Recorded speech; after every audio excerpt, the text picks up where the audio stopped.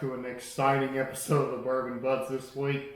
This week we are reviewing, can I just call it Brown Foreman's Pappy? Might as well, but it's King of Kentucky. Yeah, King of Kentucky. This is a very rare bottle. You don't say. Yes. Zach, would you care to tell us the history? Sure. Before I say the history behind this bottle and talk about what it means, I just want to say thanks to my buddy Tyler for allowing this to happen. You know, for us to be able to review this bottle. Thank you, Tyler. So, King of Kentucky is Brown Foreman's highest quality bottle, should we say. It even says on their bottle that it's selected from their rarest whiskey casks. This one was last year's release.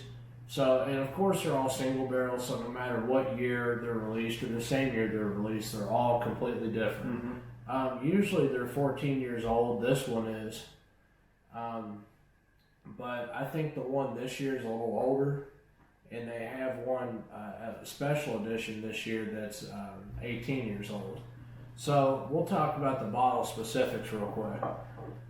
This one is bottle number 77 out of 94. Yeah, they only ever made 94 of these bottles. From this barrel. I'm trying to see which barrel it came from. Is it in the back? Barrel 11. Yeah, barrel 11.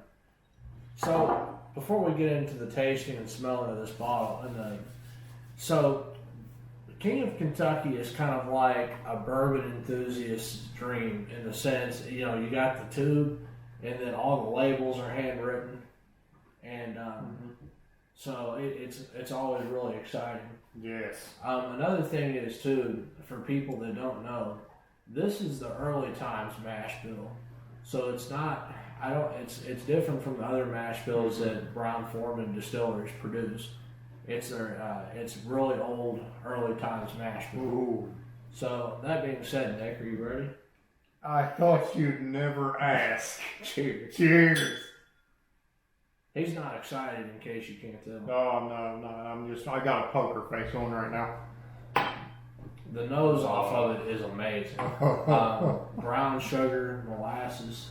A little bit of pecan pie. Specifically, the best part of the pecan pie, the filling. Yes. You stole that from me. Yes, I did. And I am not sorry.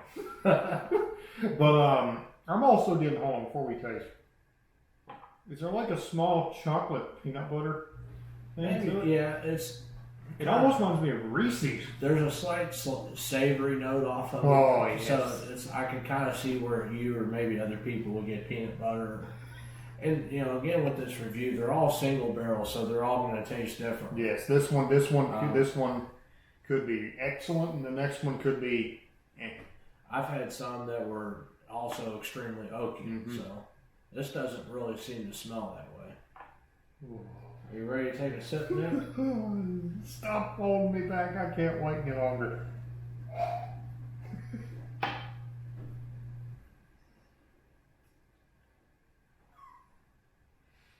That's amazing.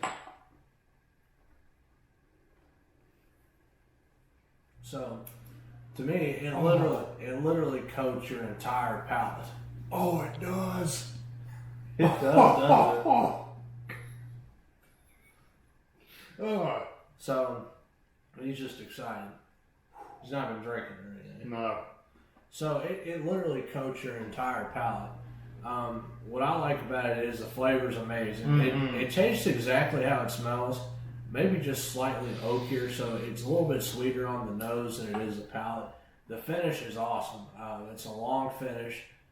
But it doesn't burn you, and it's kind of surprising considering it's almost 129 proof.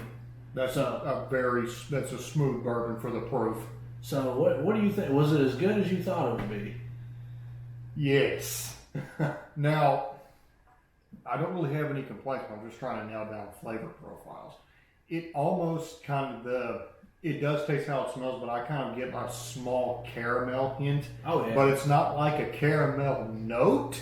No. It's more like they put actual squares of caramel in the barrel. it's the richness of it. Yes. Like, it's the viscosity is just super thick. Yes. It's texture. Yeah, the texture is. That's probably the best texture I've ever had on a bourbon. Yes. I mean, just because it's so thick. That smell is something else. It does the same thing to your scent that it does to your taste buds. It coats. Literally. Oh. Have you ever had anything that does that? No. No. Not a single thing.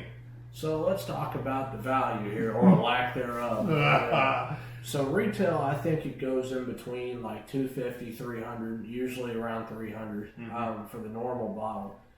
Secondary, That's a different story entirely. it could be anywhere from $1,500 to usually $2,000, depending on the year. So it's hard to say, because for a bourbon to be that much, whether or not it would be worth paying. Retail, definitely. But of course, nobody's going to see this except for the few people that win lotteries or are lucky when they put it out at liquor barn. How lucky would you have to be to get a liquor barn though? Pretty lucky. Ooh. They put it out one day, I remember.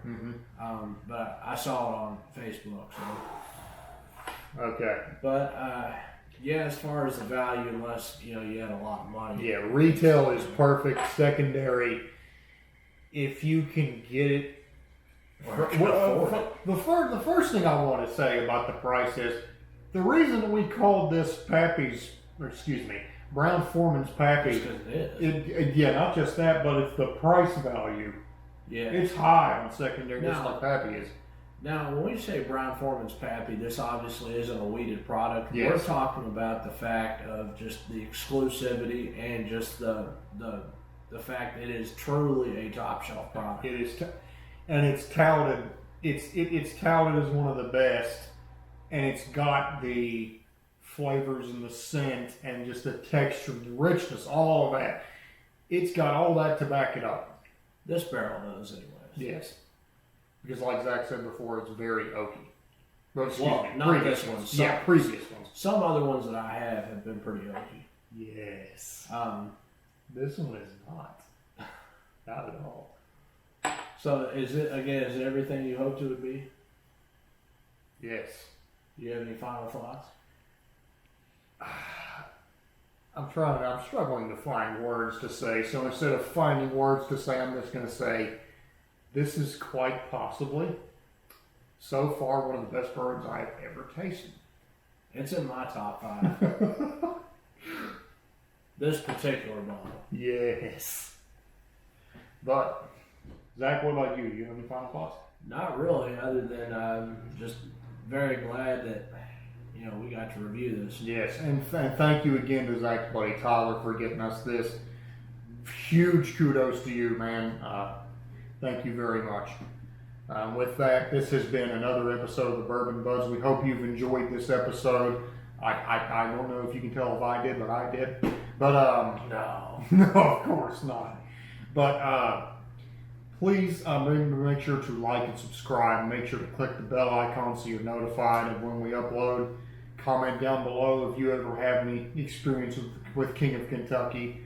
Let us know what your thoughts are. Make sure to follow our Instagram and link in the description below. And guys, according to this bottle here, a little tin, please drink responsibly. Have a good night, and we'll see you next episode.